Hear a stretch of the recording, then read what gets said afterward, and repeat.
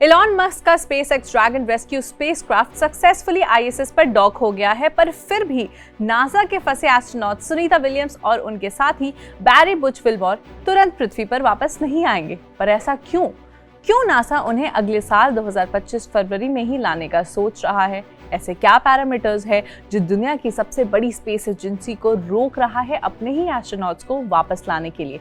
चलिए डीकोड करते हैं आज की इस वीडियो में। Hello and welcome to switch. मेरा नाम है सिमरन।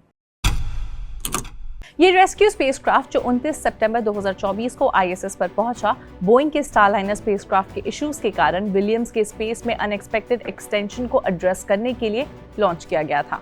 भारतीय मूल की सुनीता विलियम्स अपने फेलो एस्ट्रोनॉट बुच विल्मोर के साथ बोइंग के पहले क्रूड स्टारलाइनर फ्लाइट का हिस्से के रूप में आईएसएस पर थोड़े समय के लिए रुककर वापस आने वाली थी।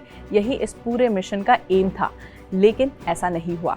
स्टारलाइनर के टेक्निकल प्रॉब्लम्स जैसे थ्रस्टर फेलियर और हीलियम गैस लीकेज के कारण नासा ने स्पेसक्राफ्ट को क्रूड रिटर्न जर्नी के लिए ज्यादा रिस्की माना। स्पेसएक्स क्रू 9 मिशन, जिसमें NASA astronaut Nick Hague, Roscosmos cosmonaut Alexander Gorbunov को स्पेसिफिकली विलियम्स और विल्मोर के सेफ रिटर्न ऑप्शन प्रोवाइड करने के लिए लॉन्च किया गया था, लेकिन उनकी वापसी अभी कुछ महीने दूर है और अब उनका रिटर्न फरवरी 2025 के लिए शेड्यूल किया गया है।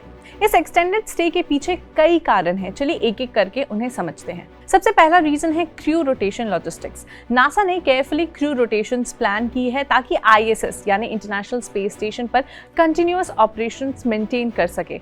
एक इमीडिएट रिटर्न इन शेड्यूल्स को डिसरप्ट कर देगा और स्टेशन को अंडर स्टाफ्ड छोड़ देगा। आईएसएस पर कई सारे एक्सपेरिमेंट्स होते हैं जो ये सारे एस्ट्रोनॉट्स ही करते हैं। दूसरा रीजन है साइंटिफिक मिशन कंटिन्यूटी।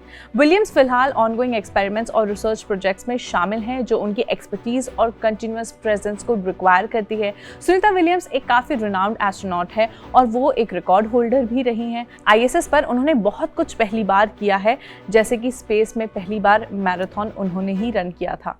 तीसरा है प्रिपरेशन टाइम। एस्ट्रोनॉट्स को अपनी जिम्मेदारियां सही तरीके से हैंडओवर करने और रिटर्न जर्नी के लिए तैयार होने के लिए समय चाहिए होता है, जिसमें री एंट्री और अर्थ ग्रेविटी से रीएडजस्टमेंट के लिए फिजिकल कंडीशनिंग भी शामिल होता है। इन पॉसिबल रीजंस में मिशन ऑब्जेक्टिव्स का मैक्सिमम फायदा उठाना भी है। नासा सुनीता विलियम्स के एक्सटेंडेड स्टे का पूरा लाभ उठाकर उसे आईएसएस पर एडिशनल साइंटिफिक टास्क और मेंटेनेंस वर्क भी करवा रहा है। सुरक्षा भी यहाँ पर एक मेन रीजन है। मिशन एक्सटेंशन के अनएक्सपेक्टेड नेचर के कारण सुरक्षित वापसी के लिए केयरफुल प्लानिंग और तैयारी काफी जरूरी है।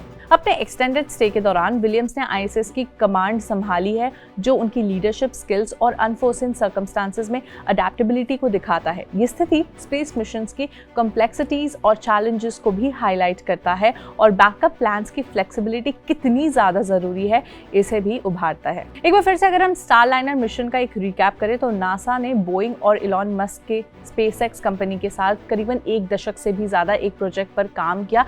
इस प्रोजेक्ट का एम था ह्यूमंस को स्पेस में लेकर सुरक्षित जाना और वापस सुरक्षित लेकर आना। एलॉन मस्क के ड्रैगन स्पेसएक्स ने ये काम बखूबी कर दिखाया, लेकिन बोइंग द्वारा बनाया गया स्पेसक्राफ्ट स्टारलाइनर, जिसमें बैठकर सुनीता विलियम्स और बैरी बुच विल्मोर आईएसएस गए थे अपने 8 दिन के मिशन के लिए, वो सक्सेसफुली वापस नहीं आ पाए क्योंकि स्पेसक्राफ्ट में काफी टेक्निकल खराबीज आ गई, जिस वजह से दोनों एस्ट्रोनॉट वहां फंस गए। हालांकि स्टारलाइनर 6 सितंबर को वापस धरती पर आ गया बिना विलियम्स और विल्मोर के।